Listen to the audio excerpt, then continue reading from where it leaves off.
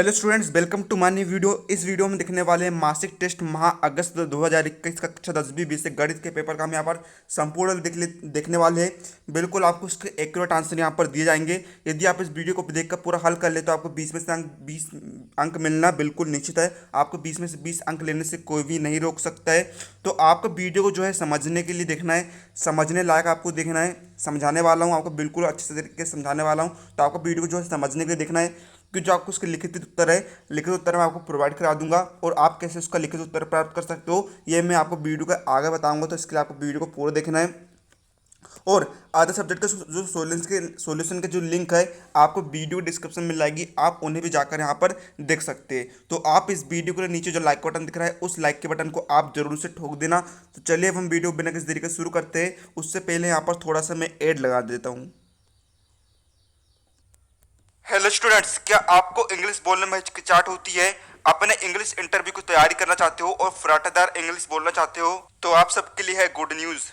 Download app आप सबके लिए लाया है इंग्लिश स्पीकिंग कोर्स, जहां इंग्लिश के टॉप टीचर्स आपको एकदम बेसिक से इंग्लिश बोलना सिखाएंगे, वो भी हिंदी भाषा में। यानी कि आप में से अब हर एक बच्चा इंग्लिश बोल सकता है और साथ ही कोर्स के अंत में आपको सर्टिफिकेट दिया जाएगा। तो अभी जाइए अपने डाउनलोड ऐप पर उस कोर्स को खरीदिए और अपने अंग्रेजी बोलने के सपने को पूरा कीजिए। पूरे भारत में सबसे बढ़िया दाम और टॉप क्वालिटी का कोर्स आपको सिर्फ डाउनलोड पर मिलेगा। कोर्स का लिंक डिस्क्रिप्शन में। तो वहाँ पर देखिए छात्रों, हम एक एक सवाल को हम यहाँ पर अच्छे से समझेंगे तो आपको बिल्कुल समझ तो चलना, ताकि आपको फ्यूचर में काम पड़ सके। तो यहाँ पर देखिए छात्रों को जो क्वेश्चन पहला है आपको इसमें सही विकल्प चुनकर लिखना है। तो यहाँ पर देखिए पहले क्वेश्चन आपको दिया है 96 और 404 का एचसीएफ होगा। तो देखिए हमें एचसीएफ किस प्रकार निकालते हैं। देखिए क्या दिया आपको 96 और 404, है ना। तो आज सोल्व करेंगे। तो देखिए 96 सबसे पहले हम आवाज गुणनखंड निकालेंगे। देखिए 96 में सबसे पहले हम भाग देकर देखते हैं दो का हम भाग देते हैं। देखिए 2 × 8 बचा 1, 16 में जुड़ गया 2, 2 × 8 = 16, 2 दूनी 4 होता है और 2 × 4 = 8, 2 × 1 = 2, 2 दूनी 4, 2 × 6 = 12, 2 × 3 = 6, है ना। और 3 में 3 का भाग जाता है एक बार।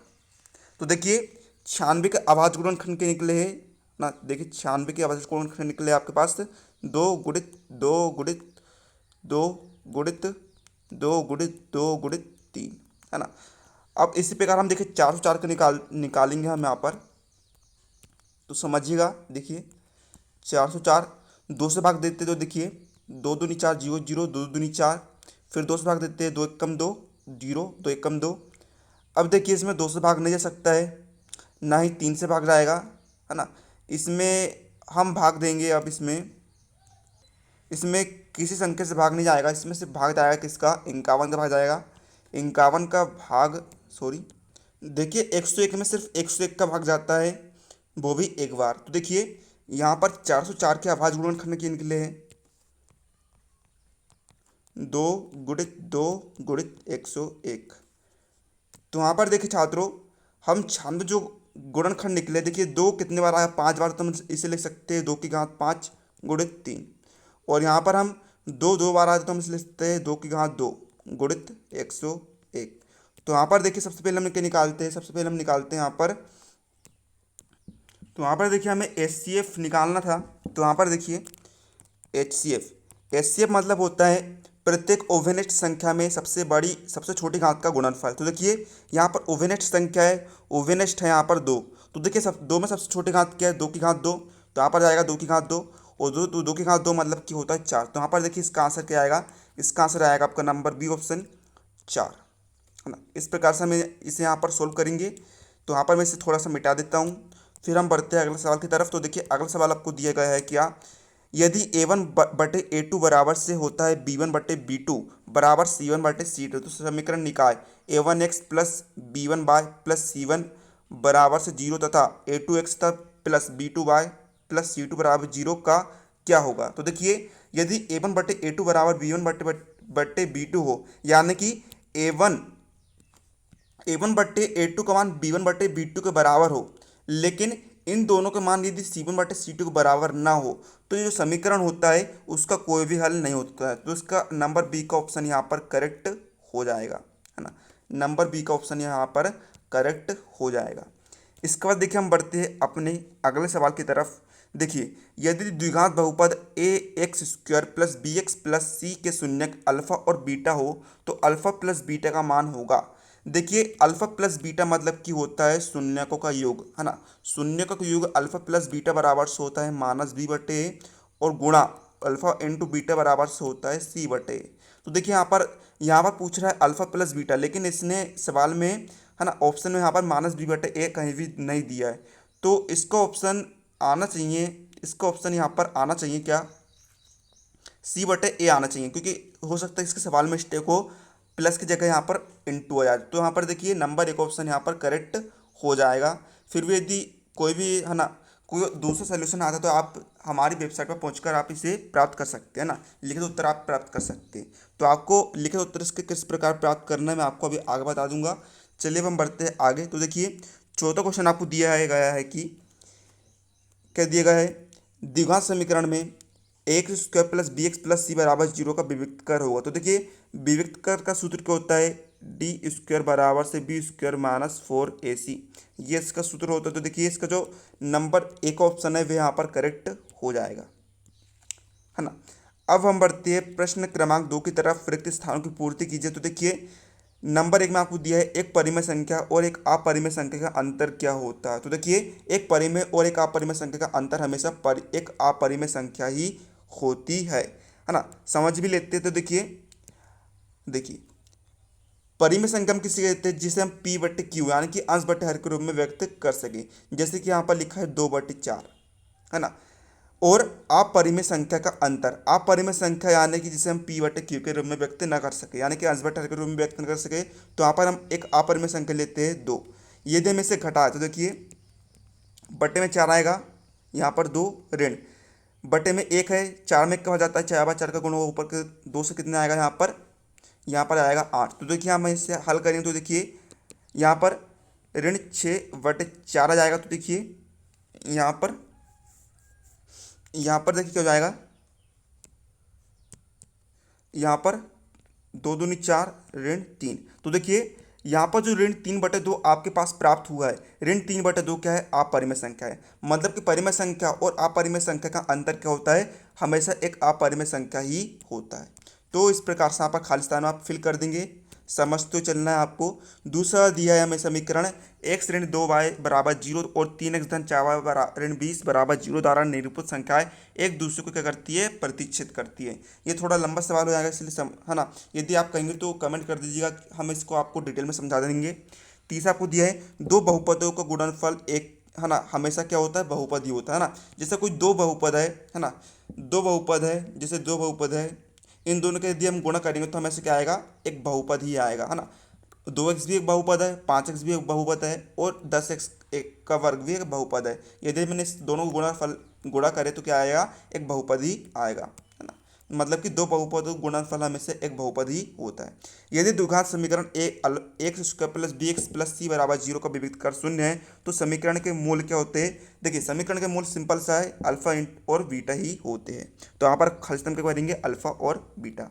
अब देखिए क्वेश्चन नंबर 3 हम समझेंगे। देखिए संख्याओं 6 और 20 के अभाज्य गुणनखंड विधि से एचसीएफ और एलसीएम ज्ञात कीजिए, यानी कि महत्तम समवर्तक और लघुत्तम समवर्तक की हमें यहाँ पर ज्ञात करना है। तो देखिए आइए हम इसे समझेंगे। तो देखिए क्या दिया आपको संख्या, है ना, हल लिखते हैं हम यहाँ पर। देखिए सबसे पहले हम करेंगे क्या, हम यहाँ पर लिखते हैं 6 के अभाज्य गुणनखंड,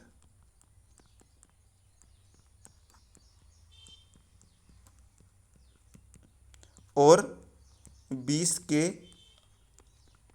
अभाज्य गुणनखंड हम यहाँ पर लिख लेंगे बराबर से। तो आइए हम इनका अभाज्य गुणनखंड निकालते हैं। सबसे पहले हम निकालते हैं किसके, 6 के। तो यहाँ पर देखिए 6 में 2 का भाग जाता है 3 बार, 3 में 3 का भाग जाता है 1 बार। तो देखिए, है ना, इस प्रकार हम किसके किसके निकालना है हमें, यहाँ पर निकालना है हमें 20 के। तो 20 का भी हम इस प्रकार से निकाल लेते हैं। तो देखिए 2 2 एकम 2, 0 को 0, 2 पंचे 10, 5 में 5 का जाएगा 1 बार। तो देखिए यहाँ पर 6 के अभाज्य गुणनखंड के निकले आपके पास 2 गुणित 3, और 20 के अभाज्य गुणनखंड के निकले आपके पास 2 गुणित 2 गुणित 5, है ना। तो आप लिख देंगे 2 गुणित 2 गुणित 5।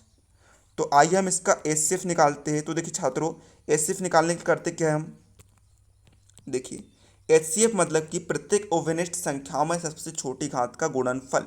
तो यहाँ पर देखिए ओवेनिस्ट संख्या क्या है इन दोनों में 6 और 20 में ओवेनिस्ट संख्या है 2, है ना, 2 है। यहाँ पर देखिए छात्रों हम 2 × 2 को हम लिख सकते हैं 2 की घात 2 गुणित 5। तो देखिए सबसे छोटी घात क्या है इसमें, HCF बराबर से देखिए सबसे छोटी घात है इसमें 2 और 2 की घात 2 में सबसे छोटी घात है 2, तो इसका HCF कितना आ जाएगा, आपके पास 2 जाएगा। फिर हम निकाल लेंगे इसी तरह से LCM। तो यहाँ पर देखिए छात्रों LCM मतलब कि प्रत्येक अभाज्य खंडों की सबसे बड़ी घात का गुणनफल। तो यहाँ पर देखिए प्रत्येक संख्या निकालेंगे, तो देखिए प्रत्येक संख्या यहाँ पर देखिए क्या है, 2 है, 3 है और 5 है। तो देखिए 2 की सबसे बड़ी घात क्या है, 2 की घात 2 गुणित 3 की सबसे बड़ी घात क्या है, 3 की घात 1 गुणित 5 की सबसे बड़ी घात क्या है, 5 की घात 1। तो यहाँ पर हम इसे हल करेंगे तो देखिए 2 की घात 2 मतलब कि 4 गुणित 3 गुणित 5, 4 तिया 12 गुणित 5 बराबर से कितना आएगा यहाँ पर आंसर 60। यहाँ पर आंसर आ जाएगा। HCF कितना निकला है, 2 निकला है, और LCM कितना निकल गया है, यहाँ पर 60 निकल गया है। इस प्रकार से आपको इसे हल कर लेना है। आपको ये गोला बोला नहीं बनाना है, मैंने सिर्फ आपको समझाने के लिए प्रयोग कर रहा हूँ, है ना। इस प्रकार से यहाँ पर आप लिख सकते हैं, है ना। तो ये आपके यहाँ पर प्रश्न का आंसर हो जाएगा। चलिए अब हम बढ़ते हैं अपने अगले सवाल की तरफ। तो देखिए अगला सवाल आपको दिया है, एक द्विघात बहुपद ज्ञात कीजिए जिसके तथा शून्य को योग तथा गुणनफल क्रमशः 1/4 और ऋण 1 है। तो देखिए बहुत ही इजी सवाल है, लिखते हैं हम यहाँ पर हल। तो यहाँ पर देखिए क्या दिया आपको, शून्य को योग यानी कि अल्फा प्लस बीटा का मान कितना दिया है आपको, 1/4 दिया है ना। देखिए अल्फा प्लस बीटा बराबर से क्या होता है, -b/a, और उसका मान आपको कितना दिया है, 1/4। इसी प्रकार शून्य का गुणा यानी कि अल्फा इंटू बीटा बराबर से क्या होता है, c/a बराबर से आपको कितना दिया है, ऋण 1 दिया है। तो देखिए द्विघात बहुपद ज्ञात करने का सूत्र क्या होता है ना, द्विघात बहुपद ज्ञात करने का सूत्र होता है द्विघात बहुपद बराबर से x² माइनस शून्य को योग यानी कि alpha plus beta into x plus alpha into beta यानी कि शून्य को गुणा। तो देखिए यहाँ पर हम मान रखते हैं, तो देखिए x² minus alpha plus beta का मान कितना दिया है आपको, यहाँ पर आप देख सकते हैं हमें दिया है 1/4। तो हम यहाँ पर लिख देंगे 1/4 into x plus alpha into beta का मान आपको दिया है ऋण 1। तो देखिए यहाँ पर x² माइनस 1/4x धन ऋण कितना होता है, ऋण 1 होता है। तो वहाँ पर देखिए यहीं पर आपका आंसर जो है खत्म हो जाएगा। ये फिर आप इससे आगे भी कर सकते हैं। देखिए यहाँ पर हम करेंगे क्या, लघुत्तम लेंगे, बटे में 4 आएगा। तो देखिए x² के बटे में कितना है, 1 है। तो देखिए 4 में 1 का हो जाता है 4 बार, 4 का गुणा होगा ऊपर के x² से कितना आ जाएगा, यहाँ पर 4x का वर्ग यहाँ पर आ जाएगा। फिर ऋण 4 में 4 का भाग जाता है 1 बार, 1 का गुणा होगा ऊपर के x से कितना आएगा, यहाँ पर 1 से जाएगा। ऋण 1 के बटे में 4 है, 4 में 4 का ना, 1 के बटे में 1 है, 4 में 1 का भाग जाता है 4 बार, 4 का गुणा हो जाएगा, है ना, हो जाएगा ऊपर के कितना जाएगा 4 यहाँ पर आ जाएगा यहाँ पर। तो इस प्रकार से आप यहाँ पर भी आंसर खत्म कर सकते हैं। ये फिर यहाँ तक भी आपका आंसर सही है। तो इस प्रकार से यहाँ पर आप यहीं तक आंसर स्टॉप कर दीजिएगा। तो इस प्रकार से यहाँ पर आपके जो प्रश्न है इसका यहाँ पर हल हो जाएगा। चलिए अब हम बढ़ते हैं अपने अगले सवाल की तरफ, है ना। तो उससे पहले चलिए मैं आपको बता देता हूँ कि आप इसका लिखित उत्तर किस प्रकार प्राप्त कर सकते हैं। MP बोर्ड मंथली टेस्ट का लिखित उत्तर प्राप्त करने के लिए आपको गूगल पर सर्च करना है बिना स्पेस दिए learnclub.it.blogspot.com। इसके बाद आपके सामने हमारी वेबसाइट का इंटरफेस आ जाएगा। इसके बाद आपको ऊपर दी गई 3 लाइन पर क्लिक करना है। अब नीचे की ओर प्लेलिस्ट खुल जाएगी, इसमें से आपको MP board monthly test solution पर क्लिक करना है। अब यहाँ से आप मंथली टेस्ट का लिखित में उत्तर प्राप्त कर सकते हैं। तो यहाँ पर देखिए छात्रों अगला क्वेश्चन आपको दिया है 5 पेंसिल तथा 7 कलमों का मूल्य कितना है, 50 रुपये है, जबकि 7 पेंसिल तथा 5 कलमों का कुल मूल्य कितना है, 46 रुपये है। एक पेंसिल का मूल्य आपको यहाँ पर ज्ञात करना है तथा एक कलम का मूल्य आपको ज्ञात करना है। तो हम यहाँ पर लिखते हैं, क्या लिख सकते हैं हम यहाँ पर, है ना, पेंसिल का मूल्य और कलम का मूल्य ज्ञात करना है। तो हम यहाँ पर लिख सकते हैं माना पेंसिल का मूल्य कितना है, 100 रुपये तथा कलम का मूल्य कितना है, बराबर से 22 रुपये है ना। इस प्रकार से हमने माना करके लिख दिया है। तो देखिए प्रश्न अनुसार हम इसे हल करते हैं। शर्त एक आपको की दी गई है, 5 पेंसिल तथा 7 कलम, यानी कि 5 पेंसिल को हमने क्या माने एक्स है ना, और 7 कलम यानी कि 7 कलम को हमने माने हैं बाय, का मूल्य कितना है 50 रुपये, यानी कि इन दोनों का योग कितना है 50 रुपये के बराबर है। इसे हमने नाम दे दी समीकरण एक। इसी प्रकार है ना आप यहाँ पर लिख लेंगे प्रश्नानुसार। इसी प्रकार यहाँ पर देखिए आगे क्या कह रहा है, 7 पेंसिल तथा 5 कलम, यानी कि 7 पेंसिल यानी एक्स धन 5 कलम यानी कि बाय, का मूल्य कितना है 46 रुपये। इसे हमने नाम दे दिए समीकरण 2। अब देखिए हम इन दोनों समीकरण को यदि हम विलोपन विधि से हल करें तो हमें 122 के मान प्राप्त हो जाएंगे, यानी कि पेंसिल तथा कलम के मूल्य जो है हमें प्राप्त हो जाएंगे। तो विलोपन विधि से हम किस प्रकार हल करेंगे है ना, देखिए हमें एक्स या फिर बाय के जो मान है हमें उन्हें एक समान बनाना पड़ेगा। तो हमें यहाँ पर देखिए बाय का जो मान है उसे हम एक समान बनाने की कोशिश करते हैं। तो इसके लिए हम करेंगे क्या, ऊपर वाले पद में हम 5 का गुणा करेंगे है ना। यहाँ पर देखिए आपको क्या दिख रहा है 5 बाय, यानी कि 5 का गुणा हम ऊपर वाले पद से करेंगे, और यहाँ पर 7 बाय है तो देखिए हम 7 का गुणा जो है समीकरण 2 में हम इसका गुणा करेंगे। तो देखिए आइए हम इसे हल करते हैं। तो देखिए ऊपर वाले पद में हमें 5 से गुणा करना है। तो देखिए 5 25 एक्स धन 7 पाना 35 बाय बराबर से 5 25 जीरो का जीरो, ये बन गया आपका समीकरण 3। नीचे वाले पद में हम करेंगे 7 से गुणा। तो देखिए 7 7 49 एक्स धन 7 पाना 35 बाय बराबर से है ना, देखिए 7 छिंग कितना होता है 42 का 2, हासिल का 4, 728 और 4 कितना होता है 32 होता है ना। तो यहाँ पर देखिए छात्रों, देखिए यहाँ पर धन है तो ये ऋण हो जाएगा, यहाँ पर धन है तो ऋण हो जाएगा, यहाँ पर धन है तो यहाँ पर ऋण हो जाएगा। तो देखिए प्लस 35 बाय से -35 बाय यहाँ पर कैंसिल हो जाएगा।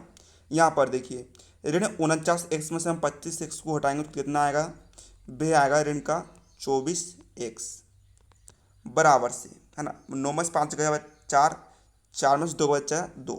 यहाँ पर देखिए ऋण 322 में से हम ऋण 250 को घटाएंगे तो देखिए ऋण का कितना आएगा, देखिए 2 में से 0 का कितना बचेगा 2, 2 में से 5 नहीं कटता, हम इसमें से एक उधार ले लेंगे तो देखिए 12 में से 5 का कितना बचेगा 7, और 2 में से 2 बचेगा 0। तो देखिए ऋण 72 यहाँ पर आ गया है। तो देखिए माइनस माइनस यहाँ पर कैंसिल हो जाएगा। अब देखिए एक्स का मान हम यहाँ पर निकालेंगे तो देखिए 72 के बट्टे में यहाँ पर 24 चले जाएगा। तो देखिए 24 एक कम 24, 24 दूनी 48, 24 दिया कितना होता है 72 होता है। तो देखिए यहाँ पर एक्स का मान कितना आ गया है, एक्स का मान यहाँ पर आया है कितना 3। अब इस एक्स के मान को हम करेंगे क्या, समीकरण 1 या फिर 2 किसी में भी रख देंगे। तो देखिए हम समीकरण 1 में रख देते हैं। तो देखिए कितना दिया है 5 एक्स के स्थान पर 3 धन 7 वाई बराबर से आपको कितना दिया है 50 दिया है, आप यहाँ पर देख सकते हैं। तो यहाँ पर देखिए छात्रों 5 दिया कितना होता है 15 धन 7 वाई बराबर से 50। अब देखिए 7 वाई अचर पद को हम एक तरफ कर लेंगे तो देखिए 50, 15 इधर धन का इधर जाकर वह ऋण का हो जाएगा। तो यहाँ पर देखिए 7 वाई बराबर से 50 में से 15 घटाएंगे कितना आएगा 35 आएगा। तो यहाँ पर देखिए छात्रों है ना बाय बराबर से कितना आएगा 35/7। तो देखिए 35 में 7 का भाग जाएगा कितने बार 5 बार। तो देखिए यहाँ पर बाय का मान कितना आ गया है 5 यहाँ पर आ गया है, यानी कि एक्स का मान यहाँ पर आ गया है 3 और बाय का मान यहाँ पर आ गया है कितना 5 आ गया है। तो देखिए हमने एक्स को माने थे पेंसिल और बाय को माने थे हमने क्या कलम। तो देखिए यहाँ पर हम लिख सकते हैं अतः पेंसिल का मूल्य एक्स बराबर से कितना होगा 3 रुपये तथा कलम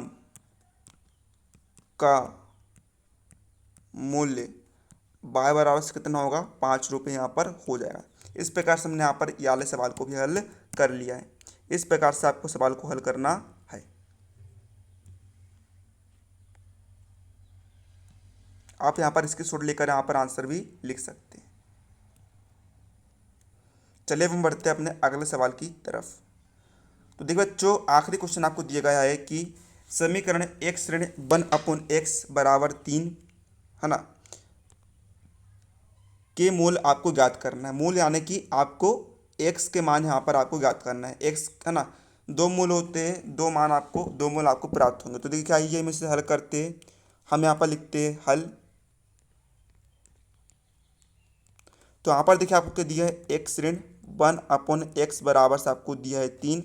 तो यहाँ पर देखिए सबसे पहले हम इस इक्वेशन को सोल्व करेंगे। तो देखिए बटे में आ जाएगा x, लघुत्तम लेते हैं, x आ गया, x के बटे में 1 है, x में 1 कब आ जाएगा, x बार x का गुण हो जाएगा, ऊपर के x से कितना आएगा यहाँ पर x का वर्ग, ऋण x में x कब आ जाएगा, एक बार इस 1 का गुण होगा, ऊपर के x से कितना आएगा, 1 आएगा, बराबर से 3। तो यहाँ पर देखिए अब हम यहाँ पर 13 गुणा कर सकते हैं। तो देखिए x का वर्ग ऋण 1 का गुणा होगा बटे में x से, तो कितना आएगा यहाँ पर x का वर्ग ऋण 1 बराबर से 3 का गुणा होगा इस x से, कितना आएगा यहाँ पर 3x यहाँ पर प्राप्त हो जाएगा। अब देखिए यहाँ पर हम इसे बहुपद बनाने के लिए किस प्रकार लिख सकते हैं। हम इसे लिख सकते हैं यहाँ पर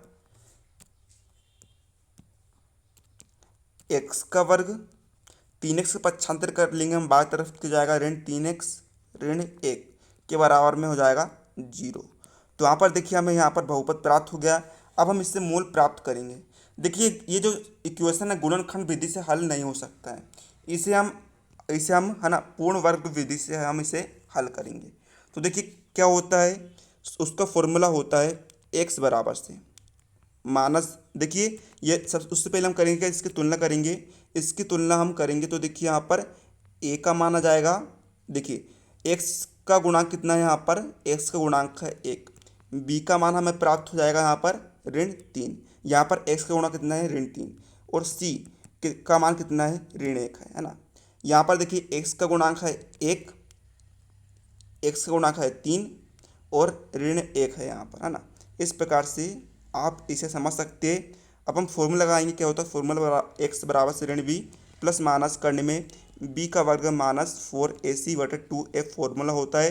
तो आइए हम इसमें मान रख देते तो देखिए बराबर से ऋण, देखिए यहाँ पर b का मान कितना दिया है, b का मान हमें दिया है ऋण का 3 प्लस माइनस करने में b यानी कि ऋण 3 का वर्ग माइनस 4 गुणित a का मान कितना है 1 गुणित c का मान कितना है ऋण 1, है ना, और बटे में 2a यानी 2 गुणित a का मान कितना है 1। तो यहाँ पर इसे हम और आगे हल करेंगे तो देखिए छात्र क्या होगा, यहाँ पर बराबर से ऋण में ऋण का गुणा होगा तो कितना आएगा धन, धन का 3 प्लस माइनस करने में ऋण 3 का वर्ग कितना आएगा, यहाँ पर ऋण 3 का वर्ग हो जाएगा 9, माइनस का गुणा होगा, माइनस कितना आएगा यहाँ पर प्लस आएगा, है ना, और यहाँ पर 4 यहाँ पर आ जाएगा। तो यहाँ पर देखिए बटे में 2 एक कम 2, तो यहाँ पर देखिए छात्रों 3 प्लस माइनस 9 और 4 कितना होता है 13 बटे 2। तो यहाँ पर देखिए प्लस माइनस है यानी कि सबसे पहले हम धनात्मक स्थिति लेंगे, फिर ऋणात्मक स्थिति हम लेंगे। तो देखिए है ना, हम यहाँ पर लिखेंगे क्या, धनात्मक स्थिति में, धनात्मक स्थिति में देखिए क्या होगा, x बराबर से 3 धन ऋण में से सिर्फ धन आएगा करने में 13 बटे 2, ये हो गया धनात्मक स्थिति का मान। और फिर हम लिखेंगे ऋणात्मक स्थिति में, ऋणात्मक स्थिति में तो देखिए x बराबर से 3 धन ऋण में सिर्फ ऋण आएगा करने में 13 बटे 2। तो यहाँ पर देखिए हमें x के 2 मूल प्राप्त हो चुके हैं। हम यहाँ पर लिख देंगे मूल, सबसे पहला मूल क्या है x बराबर से 3 धन करनी में 13 बटे 2, और दूसरा मूल है x बराबर से 3 ऋण करनी में 13 बटे 2। इस प्रकार से हमने यहाँ पर सभी प्रश्नों को यहाँ पर हल कर लिया है।